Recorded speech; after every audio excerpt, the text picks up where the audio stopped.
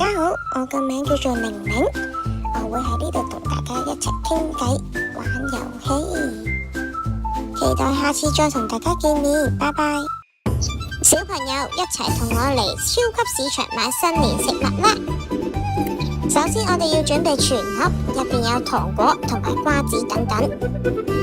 媽媽仲請我幫佢買年糕，年糕有唔同形狀，圓形，仲有長方形。唔記得買揮春啊！你睇下呢度有幾多款式？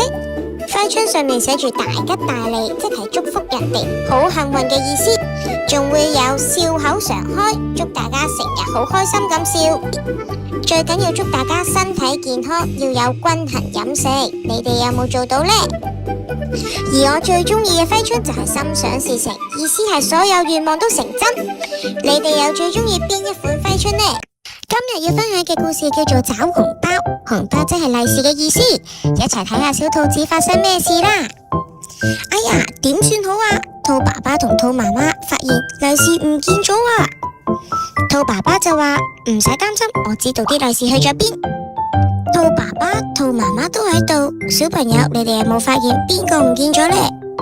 原來係小兔子啊，佢仲偷偷地將啲利是收埋喺床底。哎呀，我哋要同長輩拜完年先可以攞到利是噶。小朋友，如果你哋係小兔子，遇到呢個情況會點做呢？小兔子即刻將利是還返俾爸爸媽媽，同埋道歉。兔爸爸、兔媽媽都摸摸小兔子嘅頭，原諒佢，仲提醒佢，我哋唔可以亂咁攞人哋嘅利是噶。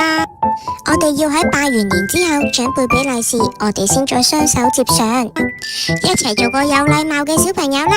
祝大家新年快樂！年獸的故事，呢一隻好曳嘅怪獸叫做年，佢經常破壞村民嘅屋企，仲會偷食佢哋嘅食物，所有人都好驚佢噶。原來年獸驚大聲嘅聲音同埋紅色，所以村民用好大聲嘅聲音同埋紅色嘅揮春嚟趕走年。年獸俾紅色嘅揮春同埋大聲嘅聲音嚇到走返屋企啊！我哋將新年黐紅色揮春同埋敲打樂器嘅傳統保留到而家。嘻嘻嘻，波波唔好再扮年獸啦！啊，我啲牙好痛啊！原來玲玲有蛀牙，牙醫提醒玲玲要早晚刷牙，仲要定期檢查牙齒。平時刷完牙之後，要請爸爸媽媽幫手補刷同埋用牙線。小貼士：食完嘢記得飲水啷口，沖走食物殘渣。5的數字與數量。今日我哋嚟到超級市場買蘋果，小朋友你哋知唔知道邊一個係蘋果呢？我哋要買蘋果俾自己、媽媽、爸爸、波波，上次幫過我哋嘅牙醫哥哥。一齊數下要買幾多個蘋果啦！1、2、3、4、5，我哋總共要買5個蘋果。一齊將5個蘋果放入購物籃。1、2、3、4、5，我哋而家去收銀處俾錢。唔該晒，一齊檢查買齊蘋果未？1、2、3、4、5，買齊晒啦，可以返屋企同波波分享。